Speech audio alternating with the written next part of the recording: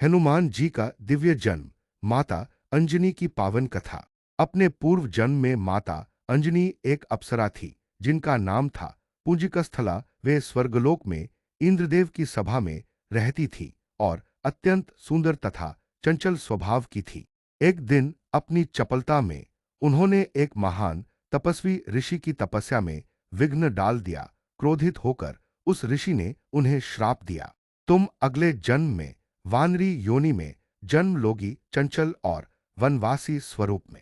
पूंजिकस्थला डर गईं और पश्चाताप करते हुए क्षमा मांगी। ऋषि का हृदय थोड़ा पिघला और उन्होंने कहा, हालांकि तुम वानरी रूप में जन्म लोगी, लेकिन तुम्हारी सुंदरता दिव्य ही रहेगी और तुम्हारे गर्भ से एक पराक्रमी पुत्र जन्म लेगा जिसकी महिमा युगों युगों तक गाई जाएगी। यह श्राप नहीं बल्कि एक छुपा हुआ वरदान था। श्राप और उद्धार। त्रेता युग में पूंजिकस्थला ने पृथ्वी पर अंजनी नाम की वानरी कन्या के रूप में जन्म लिया। एक बार जब इंद्रदेव ने उन्हें वर मांगने को कहा, तब अंजनी ने अपने श्राप की कथा बताई।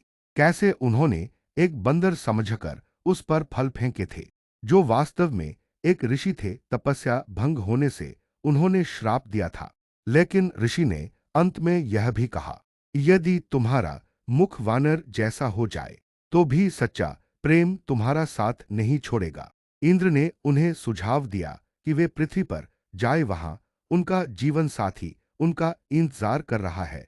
जब वे भगवान शिव के अंश से पुत्र को जन्म देंगी, तभी उनका श्राप समाप्त होगा।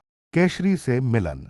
पृथ्वी पर आने के बाद अंजनी वन में रहने लगी। एक दिन उन्होंने एक शक्तिशाली पुरुष को जंगल में सिंह से युद्ध करते देखा और उसी क्षण उनकी ओर आकर्षित हो गईं।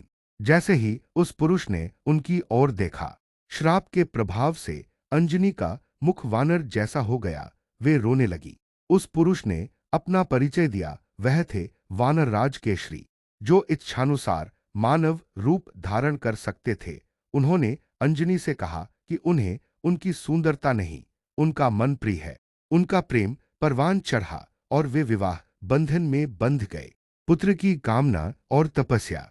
हालांकि वे सुखी जीवन व्यतीत कर रहे थे, लेकिन उन्हें संतान नहीं हो रही थी। तब अंजनी ऋषि मतंग के पास गईं, जिन्होंने उन्हें बताया कि वे नारायण पर्वत पर स्वामी तीर्थ के समीप 12 वर्षों की कठिन तपस्या करें। पति की अनुमति से अंजनी ने व्रत और उपवास किया, केवल वायु पर जीवित रहीं। उनकी कठोर तपस्या से पवनदेव प्रसन्न हुए और उनके कानों के माध्यम से उनके शरीर में प्रवेश किया और आशीर्वाद दिया, तुम्हारा पुत्र सूर्य, अग्नि और सुवर्ण के समान तेजस्वी होगा, वेदों का ज्ञाता और संपूर्ण जगत में पूज्य होगा। ईश्वरीय लीला।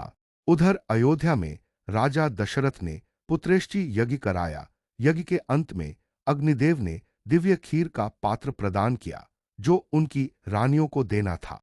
एक चमत्कार हुआ। एक पक्षी वह खीर का भाग उड़ाकर ले गया और वही खीर अंजनी के हाथों में गिरी, जो उस समय भगवान शिव की पूजा में लीन थी। उन्होंने उसे शिव प्रसाद मानकर ग्रहण कर लिया। हनुमान जी का जन्म। इस प्रकार भगवान शिव स्वयं अंजनी के गर्भ से प्रकट हुए।